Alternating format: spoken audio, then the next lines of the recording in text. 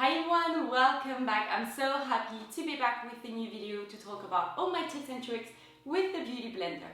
Now, in case you're not familiar with the Beauty Blender, it is this little makeup sponge that has been around for years. It's very popular in the beauty community and I got my first one in January of this year, and ever since I got one, I haven't touched one of my foundation brushes, which is just crazy. This little sponge is totally unique. It really helps to blend your foundation, your liquid or your cream products, and it really makes the best flawless result. So the first tip when it comes to the Beauty Blender is a golden rule, and it is to always use it wet. You want to wet it underneath running water, squeeze it a few times, just to make sure that it has nearly double the size that it was when it was dry and that it's really wet. You want to squeeze it so that you can eliminate any excess water, but the reason that you want to use it wet is because it will retain a little bit of water and you won't waste any of your products because the product will go on your skin rather than inside the sponge.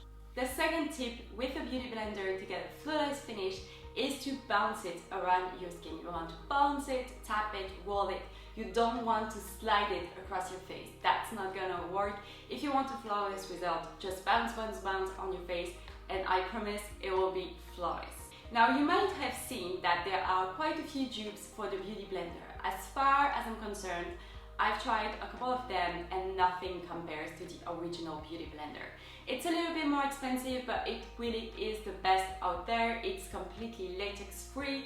It has natural dye in it so that you won't get any allergies or stuff like that.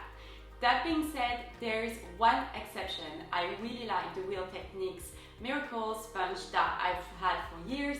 I feel like this is especially great if you use it with cream products like blusher or contouring kits. So within the Beauty Blender range, you will see that there are a ton of different sponges, colors and sizes. So depending on what you want and the type of skin that you have, you might want to choose the Beauty Blender that is the more suitable for you. I personally love the pink one and I also use the smallest one to apply my concealer, but you'll see that in just a minute. So when it comes to my makeup, I always start with foundation. So I wet my Beauty Blender and then I apply my foundation straight onto the Beauty Blender.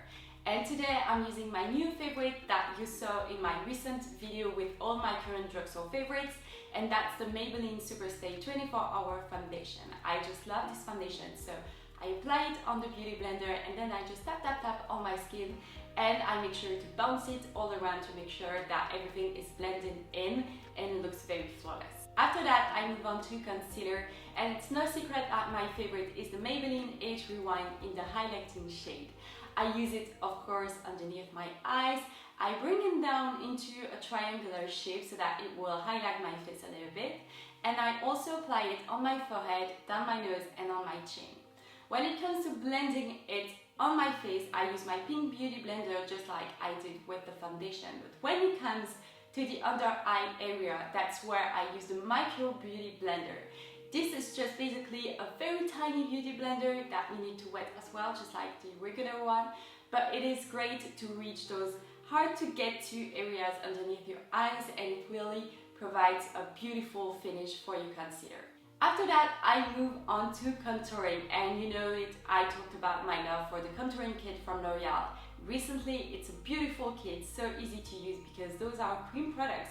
And for those applications, I always reach for the Real Techniques sponge that I told you about. I just draw a little line and then I tap it on my skin to make sure that it's all blended in. Now you might see that your Beauty Blender gets pretty dirty pretty quickly, so the best thing is to wash it a couple of times a week. It doesn't really take that long. You can do it straight in the morning just before you wet it to apply your product, your foundation or your concealer.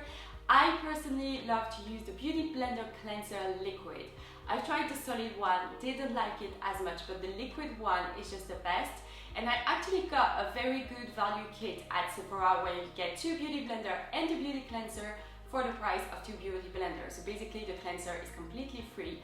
I love the fact that it comes with a pump so that I just wet my Beauty Blender, press it down the pump, massage it a little bit, I squeeze it in my hands just to make sure that I have all the products out, And one last thing, always make sure to rinse it very well, because the last thing that you want is to put soap residue on your skin. So that's it for this video. If you have any questions about the Beauty Blender or the products that I use, make sure to check down the description box, because I always put a ton of links and info over there. But if you still have any questions, you can leave that in the comment section down below. I'll make sure to come back to you as soon as possible.